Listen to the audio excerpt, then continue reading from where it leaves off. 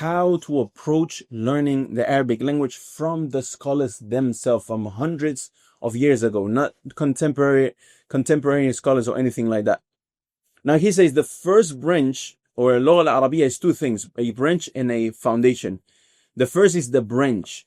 It's knowing nouns and adjectives, sifat, such as saying the man, the horse, tall, short. And he says, وَهَذَا الَّذِي يُبْدَأُ بِهِ عِنْدَ التَّعَلُّمِ.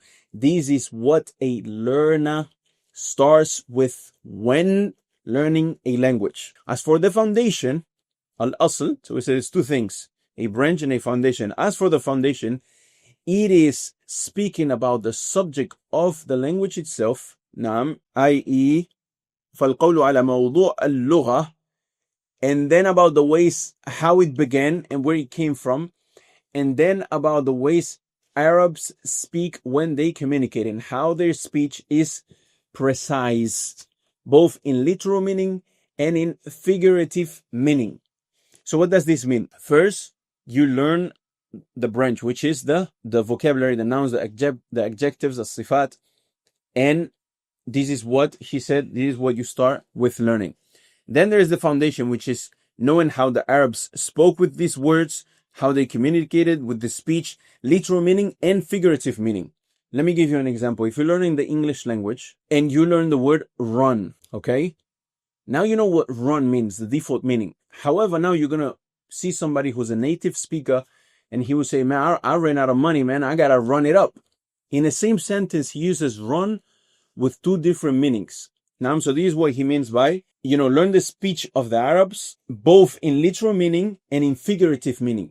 So what does I ran out of money mean? And what does it mean I got to run it up in certain dialects in the US?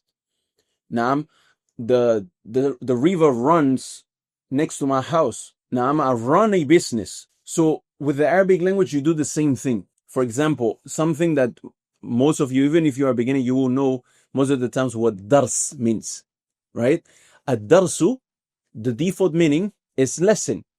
However, ad-dars can come, and what it really means in the Arabic language as an asl is atharun ala shay, an effect that was caused on something. So you can say, for example, خافت العرب أو خاف العلماء على الدروس في اللغة. The scholars, they fear الدروس في اللغة. If you only know lessons as dars, and you don't know the asl of the kalima, that it means to affect something, then you read this sentence, you say, what do you mean?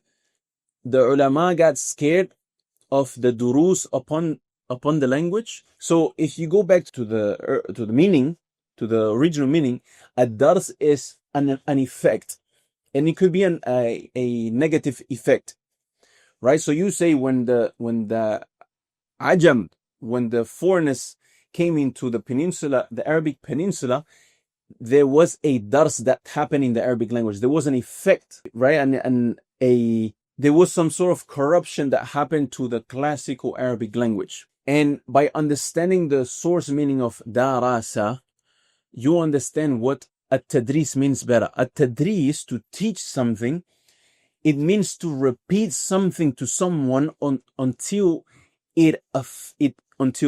that information affects his heart. I.e., I would repeat something to you so many times until it's part of you, until you know it, until it's part of you, of the knowledge that you have. If you're interested into actually learning more about the structure and how it works and the nitty-gritties that I haven't gone over here, go to the first link in the description. It's going to bring you to our website, Andalus Institute.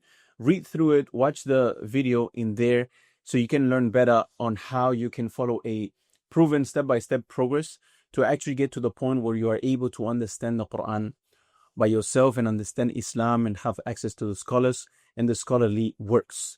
Wassalamu alaikum wa rahmatullahi wa barakatuh.